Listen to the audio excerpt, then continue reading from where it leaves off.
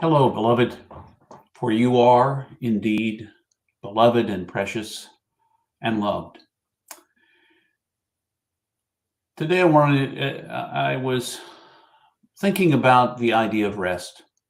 I was fortunate yesterday, after the busy week leading up to Easter this past Sunday, to have taken Monday as a day to rest. I usually have Friday as my day to rest. Didn't quite work out that way last week. And I thought what a gift rest was. And so I thought I would talk just a moment about how important rest is for all of us. We indeed live in a world that tells us to be productive, particularly in the West. Productivity is the measure of our life. And so in order to be more productive, oftentimes those who employ us believe that we should work more hours, which actually scientifically makes us less productive over time. But that's for another conversation, perhaps. So we begin to measure our lives by what we produce. And actually, productivity becomes the God that we worship. We worship a God other than the God we say we do, and we worship productivity, what we can produce in a given day. If you're looking for a biblical example of why this conversation even matters, take a look at Exodus. All that the Egyptian slavers were looking for in their Hebrew slaves was productivity. Hours and hours every day of producing bricks and building. That was all they were measured by, productivity. And God has a different way of seeing us and measuring us. And it's not about what we produce. It is all about who we are. It is all about who you are. You are precious, infinitely so. And you are unconditionally loved and a gift for whom you already are. Not what you'll become, but who you are. Who you are. Not what you do, who you are. And you need to hear that. Rest is a vital piece of being alive. The biblical story, the very first biblical story, has the seventh day with God setting aside time to rest, the God of the universe.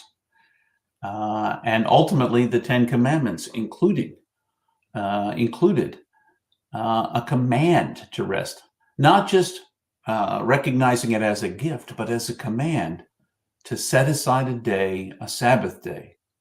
Now, later on, religious people put a lot of rules on that day of rest, but part of that was an attempt to get people to stop working on that seventh day.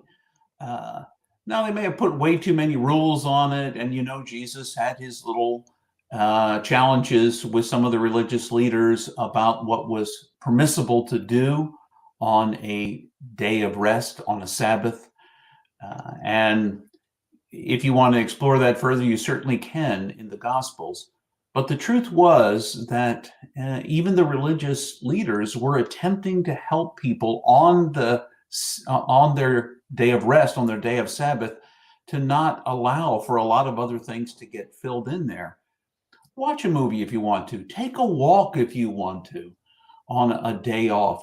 But actually intentionally set aside some time for you to rest when you're not going to be productive in any form.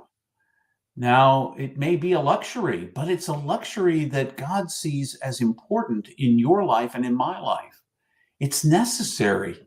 It is necessary for us to heal from the other 6 days and to be whole again, be made whole again. And that's the whole thrust of the gospel, is learning to love and be made whole